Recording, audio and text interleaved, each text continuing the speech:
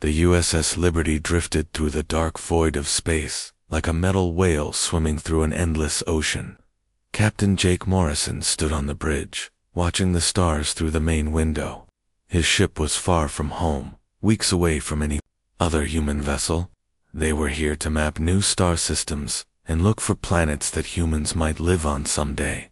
Jake was a tall man with gray hair and steady hands. He had been a ship captain for 15 years. His crew trusted him because he always made smart choices and never panicked, even when things went wrong. Today felt like any other day in deep space, until Communications Officer Lisa Parker called out from her station. "Captain, I'm getting something strange," Lisa said. She was young, maybe 25, with short brown hair and quick fingers that danced across her control panel. "It's not coming from any human ship." Jake walked over to her station. The Liberty had been alone out here for 2 months. They were not supposed to meet anyone, especially not aliens. Most humans had never even seen an alien before. "What kind of signal is it?" Jake asked. Lisa frowned as she worked with her equipment. "It's organized, sir, like a military communication. The computer is trying to translate it now." The bridge became very quiet. First Officer Amy Collins stopped what she was doing and looked up. Chief Science Officer Dr. Ryan Davis came over from his station. Everyone knew that finding aliens was a big deal, but finding alien military signals was something else entirely. "Got it," Lisa said. Her face went pale as she read the translation on her screen. "Captain, you need to hear this." Jake put on the headset and listened. The computer had changed the alien words into English, and what he heard made his blood turn cold. The aliens were called the Korthak Empire. They were talking about destroying something called New Denver. "New Denver," Jake whispered. "That's our colony. 2 million people live there." Dr. Ryan Davis, a smart man with thick glasses, started working on his computer very fast. "Captain, according to this transmission, they have a fleet of 200 warships heading there right now." Amy Collins stepped forward. She was Jake's second in command, a woman who always thought carefully before speaking. "How long do we have?" 4 days, Ryan said. "Maybe less." Jake felt his heart sink. New Denver was a peaceful colony world where families lived and worked. They had some defense ships, but nothing that could fight 200 alien warships. It would be like children trying to fight grown men with tanks. "Where's the nearest human fleet?" Jake asked. Ryan checked his star charts. "Admiral Parker's fleet is 3 weeks away. Admiral Chen's ships are even farther." Lisa looked up from her station. "Captain, there's more. The aliens are talking about this like it's going to be easy. They think humans are weak and stupid." Jake walked back to the captain's chair and sat down hard. He stared at the main screen showing the stars ahead of them. Somewhere in that darkness, 200 alien ships were flying toward New Denver to kill everyone there. The Liberty was just one ship with 127 people on board.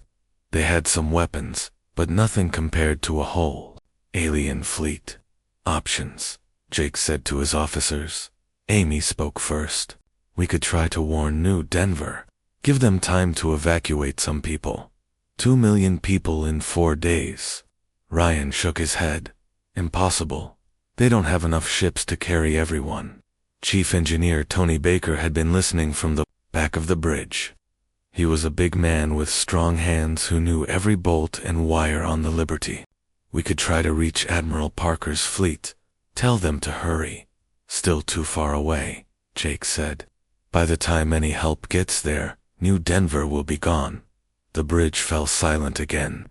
Everyone knew what Jake was thinking, but no one wanted to say it out loud.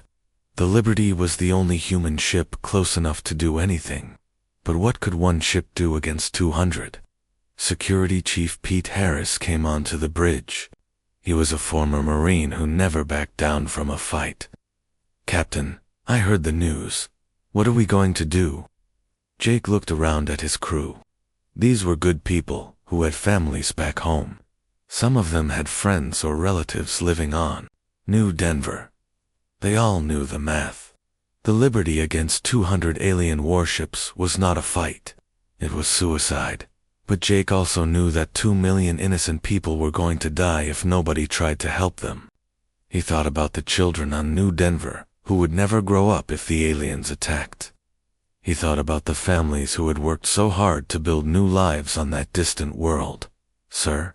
Amy asked quietly. Jake stood up from his chair. He had made his decision, even though it scared him more than anything he had ever done before. "Set course for New Denver," he said. "We're going to stop that alien fleet." The crew stared at him. Someone gasped. Pete Harris smiled like a man heading into his first real fight. "Captain," Amy said carefully, "there are 200 alien ships." "No," Jake replied, "but they're not expecting us. And they definitely don't know what humans can do when we're fighting for our families." Lisa turned back to her station and started plotting their course. Tony Baker headed for the engine room to prepare the ship for fast travel. Dr. Davis began studying everything he could about alien technology. The Liberty turned toward New Denver and the impossible battle waiting there. The Liberty raced through space faster than it had ever gone before. In the engine room, Tony Baker pushed the ship's systems to their limits. Sparks flew from control panels as he squeezed every bit of speed from the powerful engines. The ship shook and groaned, but it kept moving toward New Denver. On the bridge, Captain Jake Morrison sat with his senior officers around the main table. They had less than 3 days to figure out how one human ship could fight 200 aliens and win. Everyone knew it sounded impossible, but they had to try. "Tell me about their ships," Jake said to Dr. Ryan Davis. Ryan pulled up the alien messages on the big screen. The Korthok used something called formation fighting. All their ships move together like a giant flock of birds. They get their orders from one main command ship, and then smaller command ships pass those orders down to the regular fighting ships. Amy Collins leaned forward. "So if we could damage their command ships, the whole fleet might get confused," Ryan finished. "That's our best hope." Pete Harris, the security chief, studied the alien fleet layout. 200 ships is a lot. But if they're all trying to follow orders from just a few command ships, that's also a weakness. Jake nodded. "What about their weapons?" "Strong," Ryan admitted. "Each alien ship has more firepower than us, but Lisa intercepted something interesting in their communications." Lisa Parker looked up from her station. "The aliens think humans are primitive. They're not expecting any real fight from us. They think this will be easy." "Good," Jake said. "Let them think that. What else do we know?" Tony Baker wiped grease from his hands. "Their ships are bigger than ours, but that means they turn slower. The Liberty is fast and can change direction quickly, like a small fighter against big, slow giants," Pete said with a grin. Jake stood up and walked to the main screen. He could see the route they were taking toward New Denver. Along the way was something that might help them, the Titan Belt. A field of floating rocks and asteroids left over from when a planet had broken apart long ago. "Navigator Kelly White," Jake called. Kelly was a quiet woman who knew space routes better than anyone. "Can we use the asteroid field?" Kelly studied her charts. "Yes, sir. The rocks are big enough to hide behind, and there are thousands of them. We could use them for cover. The alien ships are too big to move well between the asteroids," Tony added, "but we can fly through there like we're racing through a forest." Jake felt the first real hope since this had all started. "So here's what we're going to do. We're going to meet them in the asteroid field. We'll use the rocks for cover and hit their command ships first." "What if they don't follow us into the asteroids?" Amy asked. "They will," Pete said confidently. "They think we're weak and stupid. They'll chase us right in there." Dr. Davis was working on his computer. "Captain, I've been studying their technology. Their ships are all connected by something like a computer network. If we could disrupt that network..." "How?" Jake asked. An electromagnetic pulse. If we could create a big enough electrical blast, it might scramble their computers and communication systems. Tony Baker's eyes lit up. I could overload our main reactor. Not enough to destroy the ship, but enough to create a massive pulse of energy. Is that safe? Amy asked. Tony shrugged. Define safe. We're about to fight 200 alien warships with one ship. Nothing about this is safe. Jake looked around at his crew. They were all scared, but they were also determined. These people had families and friends, just like the people on New Denver. They understood what was at stake. We'll have one chance, Jake said. We hit them hard and fast. We target their command ships first, then create the electromagnetic pulse to confuse the rest of their fleet. After that, we improvise. What about our weapons? Pete asked. Jake turned to weapons officer Dan Rogers, a young man who had trained on every gun and missile system the Liberty carried. Dan, I want you to program our missiles for maximum damage against their command ships. Don't worry about saving ammunition. We're going to use everything we have. Dan nodded. I can do that, sir. I've been studying their ship designs. I think I know where their weak spots are. Good. Lisa, I want you to jam their communications as much as possible.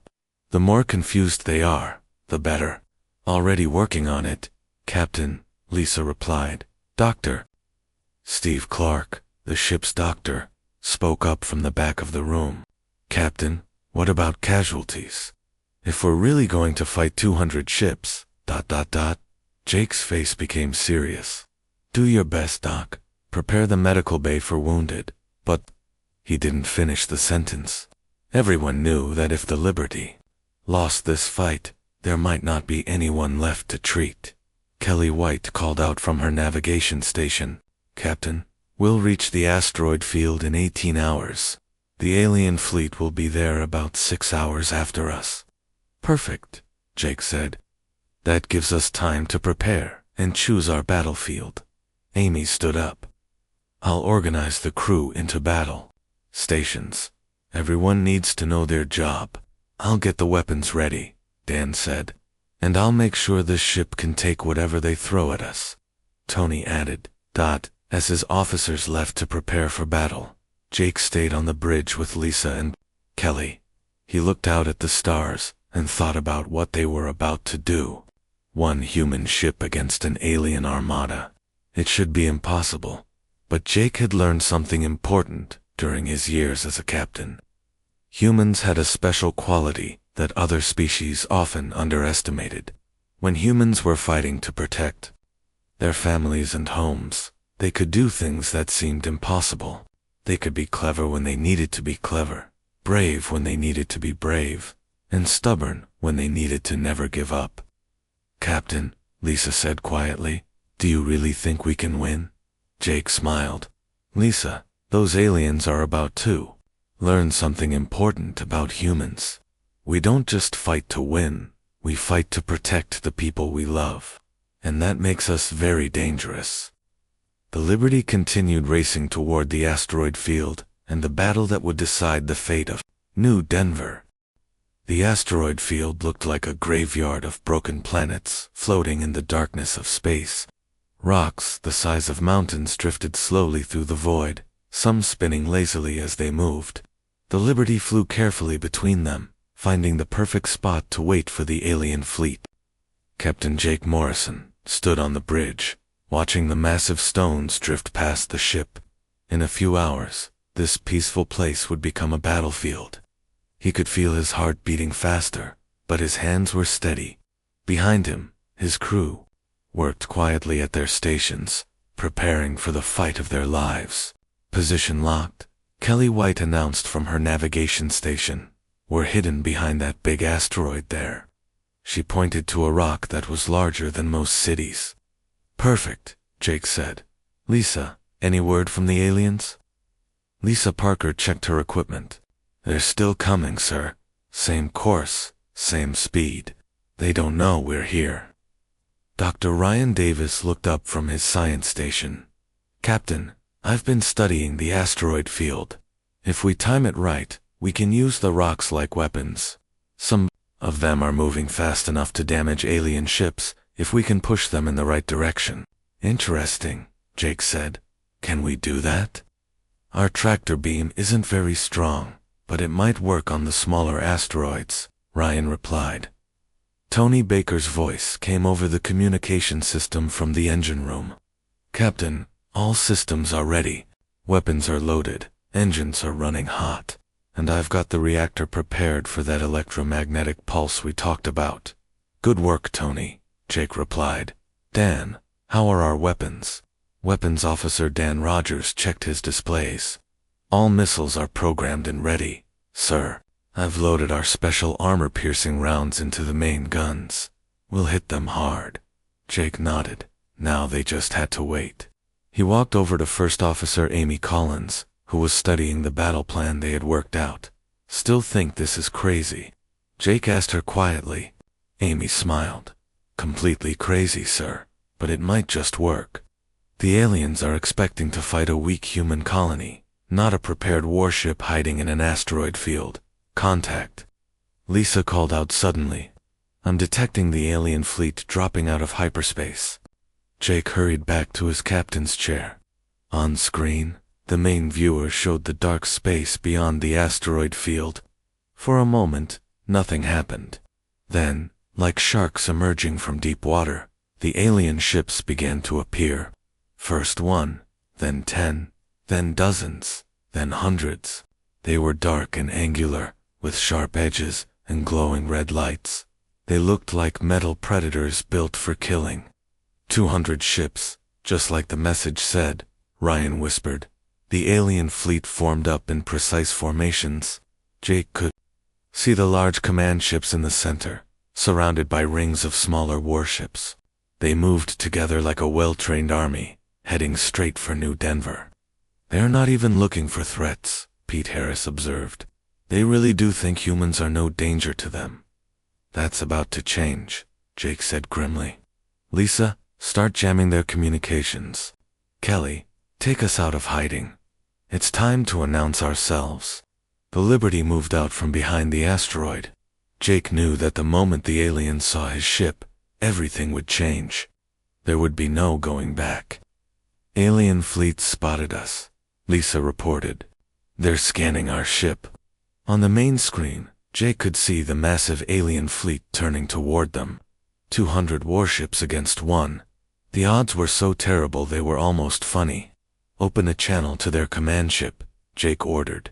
Channel open, sir, Lisa said. Jake stood up straight and looked directly at the screen.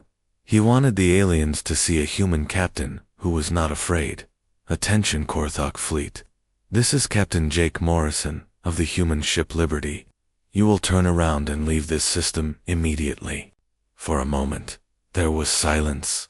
Then a harsh alien voice came through the speakers. The computer translated the words into English.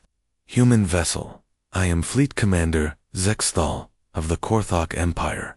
You will surrender your ship or be destroyed. We have 200 warships. You have one. Jake smiled coldly. Commander Zexthal, let me teach you something about humans. We don't surrender when innocent people are in danger, and we're very good at fighting when the odds are against us. The alien commander made a sound that might have been laughter. Foolish humans. Destroy them. Channel closed, Lisa announced. Jake sat back down in his captain's chair. All right, people. This is it. Battle stations. Alarms began ringing throughout the ship. The crew moved quickly to their positions. On the main screen, Jake could see the alien fleet spreading out, preparing to surround and destroy the Liberty. They're coming into the asteroid field, Kelly reported. Just like we hoped, Jake said. The big ships are having trouble maneuvering between the rocks. The first alien ships reached weapons range. Bright energy beams shot out from their guns, but the Liberty was already moving. Kelly piloted the ship behind a large asteroid just as the alien weapons hit where they had been seconds before. Return fire. Jake ordered. Dan Rogers launched their first missiles. The Liberty's weapons were smaller than the alien guns, but they were accurate. 3 missiles hit the lead alien ship, causing explosions along its hull. Direct hits, Don reported. But their armor is strong. More alien ships fired at them. The Liberty dodged between asteroids like a small fish swimming between coral reefs. The alien ships were too big to follow the same path, so they had to go around the rocks, which took more time. Target their command ship, Jake ordered. It's in the center of their formation, Don said. I can't get a clear shot. Then we make our own path, Jake replied. Tony, give me full power to engines. The Liberty shot forward, diving straight into the alien fleet. Enemy ships fired from all directions, but Kelly flew the ship in a wild, unpredictable pattern that made them hard to hit. They passed so close to one alien ship that Jake could see alien faces looking out through windows. There's the command ship, Amy called out. Jake could see it ahead of them, a massive vessel twice the size of the other alien ships, with communication arrays and sensor equipment covering its hull. All weapons, fire, Jake ordered. Every gun and missile on the Liberty fired at once. The combined attack hit the alien command ship's communication center, causing huge explosions. Sparks and debris flew into space as the alien flagship lost its ability to talk to the rest of the fleet. Command ship is damaged, Lisa reported. Their communications are down. Around them, Jake could see the alien fleet beginning to lose its organized formation. Without orders from their commander, many ships were slowing down or moving in the wrong direction. It's working, Amy said with excitement. They don't know what to do without their leader telling them. But the battle was far from over. More alien ships were moving into the asteroid field, and some of them were adapting to the new situation. The Liberty was fast and clever, but she was still just one ship against nearly 200 enemies. Hull damage on Deck 7, came a report from the damage control teams. We're holding together, but we can't take much more of this. Jake looked around the bridge at his crew. They were all working hard, sweat on their faces, but none of them looked ready to give up. Ready for Phase 2? Jake announced. Tony, prepare the electromagnetic pulse. The Liberty shook violently as another alien energy beam grazed its hull. Sparks flew from damaged control panels on the bridge, and the lights flickered. Captain Jake Morrison gripped his chair as the ship rolled to avoid more incoming fire. Hull. Breach on Deck 5. Came a voice over the communication system. Emergency teams responding. Jake could see that his ship was taking serious damage.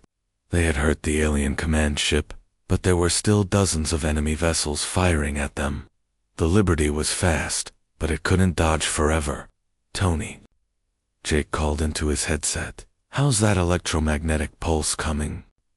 From the engine room, Tony Baker's voice crackled back. Almost ready, Captain. I'm overloading the main reactor, but I need 2 more minutes to build up enough energy. We might not have 2 minutes, Amy Collins said, as she watched the alien ships closing in around them. Jake looked at the main screen. The alien fleet was starting to reorganize, even without their main command ship. Some of the smaller command vessels were taking over, trying to coordinate attacks on the Liberty. Kelly, take us deeper into the asteroid field, Jake ordered. Use the big rocks for cover. Kelly White's hands flew over her controls. The Liberty dove between 2 massive asteroids, so close that Jake could see the rocky surface rushing past the windows. Behind them, alien ships tried to follow, but their larger size made it dangerous for them to get too close to the floating rocks. Several alien ships are backing off, Dr. Ryan Davis reported. They're afraid of hitting the asteroids. Good, Jake said. Fear makes people make mistakes. Lisa, what's the status on their communications? Lisa Parker was working frantically at her station.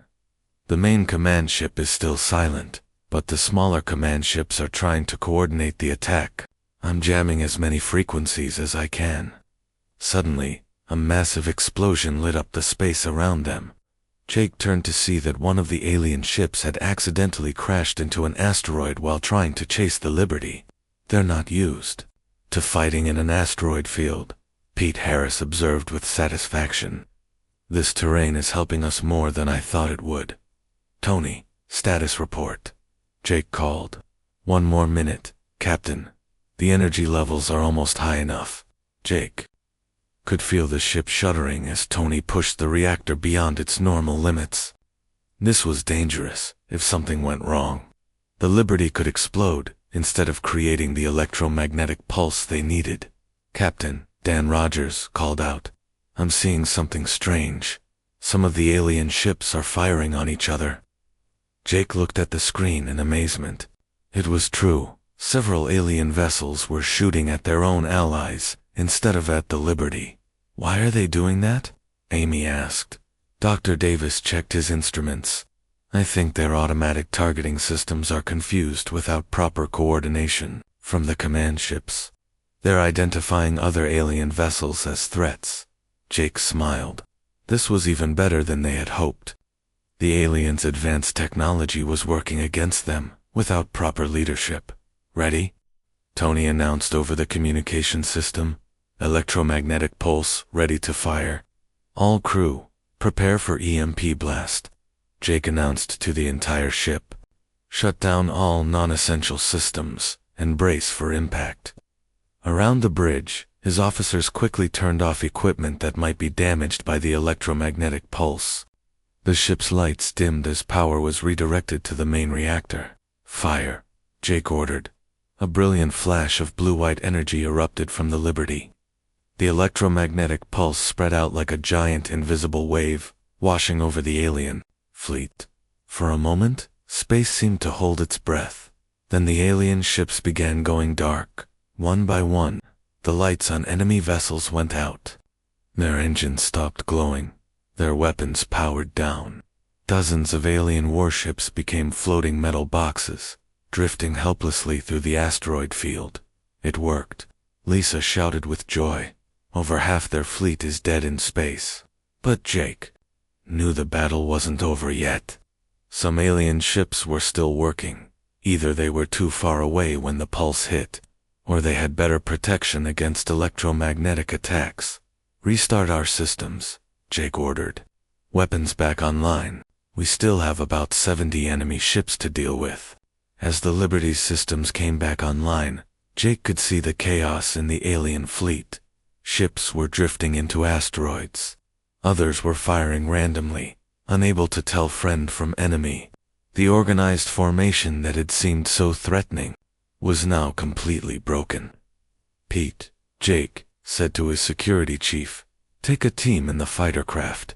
Board some of those dead alien ships and see if you can turn their weapons against the fleet." Pete Harris grinned like a man who had just been given the best present of his life. "Yes, sir. I've been wanting to get a closer look at alien technology." "Be careful," Jake warned. "We don't know if any aliens are still alive on those ships." Pete and his team quickly loaded into the Liberty's small fighter craft and headed for the nearest disabled alien vessel. Jake watched on the screen as they docked with the enemy ship and disappeared inside. Meanwhile, the remaining active alien ships were trying to retreat from the asteroid field. Their attack on New Denver had turned into a disaster, and many of their commanders were more concerned with saving their own ships than continuing the battle. "Some of them are trying to run," Kelly reported. "Let them," Jake said. "We've already won, but keep firing at any ship that still looks dangerous." Dan Rogers continued launching missiles at alien vessels that were trying to organize a counterattack. Each hit caused more confusion and damage to the enemy fleet. Captain Pete's voice came over the radio from the alien ship he was boarding. "You're not going to believe this. The aliens abandoned ship when their systems went down. This vessel is completely empty, and I think I can get its weapons working again." "Do it," Jake ordered. A few minutes later, Jake watched in amazement as the captured alien ship opened fire on its former allies.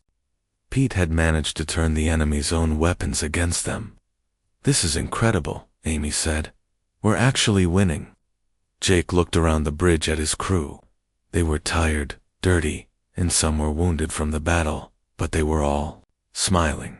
The impossible had become reality. Lisa, try to contact the fleeing alien ships, Jake ordered. Channel open, sir. Jake stood up and looked directly at the main screen. Attention, Korthok fleet. This is Captain Morrison again. As you can see, humans are not as weak as you thought. Take this message back to your empire. Earth and her colonies are under human protection. Any attack on human worlds will be met with force. There was no reply from the alien ships. They were too busy trying to escape the disaster that their easy victory had become. Jake sat back down in his captain's chair and allowed himself to smile. They had done it. One human ship had faced an alien armada, and one. The asteroid field was quiet now. Where once 200 alien warships had threatened to destroy New Denver, only scattered pieces of metal drifted between the rocks. Captain Jake Morrison stood on the bridge of the Liberty, looking out at the aftermath of the impossible battle they had just won. Final count, First Officer Amy Collins reported, reading from her data pad. 173 alien ships destroyed or disabled. 27 ships escaped back toward Korthok's space. Jake nodded slowly. The numbers were hard to believe. One human ship had defeated nearly an entire alien armada. It didn't seem real, but the evidence was floating all around them. Casualties? Jake asked quietly. Dr. Steve Clark's voice came over the communication system from the medical bay. 12 crew members wounded, sir. Nothing left threatening. We were very lucky, Jake thought. That was one way to put it. They had gambled everything on a desperate plan, and somehow it had worked. Security Chief Pete Harris returned to the bridge, still wearing his combat gear from boarding the alien ships. His team had managed to capture 5 intact Korthok vessels, along with their advanced technology and weapons. The alien ships are incredible, Captain, Pete reported with excitement. Their technology is at least 50 years ahead of ours. These ships could change everything for humanity. Dr. Ryan Davis looked up from his science station where he had been studying the captured alien data. Pete's right, sir. The Korthok use energy sources we've never seen before. Their weapons, their engines, their computers. We could learn so much from this. Jake walked over to the main screen and looked out at the captured alien vessels. Each one represented a huge step forward for human technology. But more importantly, they represented proof that humans could stand up to any threat in the galaxy. Lisa, Jake said, send a message to New Denver. Tell them they're safe. Lisa Parker smiled as she worked at her communication station. Already done, sir. They're asking if we really fought off 200 alien ships with just the Liberty. Tell them yes, Jake replied. And tell them that humanity just announced itself to the galaxy. Amy walked over to stand beside Jake. The news is going to spread fast, isn't it? Every alien species will hear about what happened here. Good, Jake said firmly. Let them hear about it. For too long, other species have thought humans were weak and primitive. Today, we proved that we're neither weak nor primitive. We're adaptable, creative, and we never give up when we're protecting our people. Tony Baker's voice came from the engine room. Captain, I've got the ship running again, but we took more damage than I initially thought. We're going to need major repairs when we get back to a human shipyard. How long to get home? Jake asked. 3 weeks, sir. Same as it took us to get out here. Jake looked around the bridge at his crew. They were tired, but they were also proud. They had volunteered for what seemed like a suicide mission, and they had not only survived, but achieved total victory. Kelly, Jake said to his navigator, set course for home. It's time to let the rest of humanity know what we've accomplished. As the Liberty began its long journey back to human space, Jake thought about what this victory would mean. The Korthok Empire had learned that humans were not easy prey. Other alien species would hear the story and think twice before threatening human colonies. Most importantly, humans themselves would know that they could face any challenge and find a way to win. "Captain," Lisa said from her station, "I'm getting messages from all over human space. Word about the battle is already spreading through our communication networks." "What are they saying?" Jake asked. Lisa smiled. "They're calling us heroes, sir. The crew that saved New Denver. The ship that faced impossible odds and won." Jake sat down in his captain's chair for what felt like the first time in days. Heroes, he supposed, that's what they were now, whether they had wanted to be or not. But Jake knew the truth. They weren't heroes because they were special or superhuman. They were heroes because when innocent people needed help, they had chosen to act instead of running away. "Amy," Jake said, "start writing our official report. Make sure you include everything. How we intercepted the alien communications, how we planned the battle, how we used the asteroid field and the electromagnetic pulse. Other human commanders need to know these tactics in case we face something like this again." "Do you think the Korthak will try to attack us again?" Amy asked. Pete Harris answered before Jake could speak. "They might, but now they know we can fight back, and we've got their ships to study. Next time, we'll be even more ready for them." Dr. Davis was still studying the alien technology. "Captain, there's something else. The Korthak databases contain information about other alien species. Some of them might be friendly to humans. Others," he paused, "others might be even more dangerous than the Korthak." Jake nodded.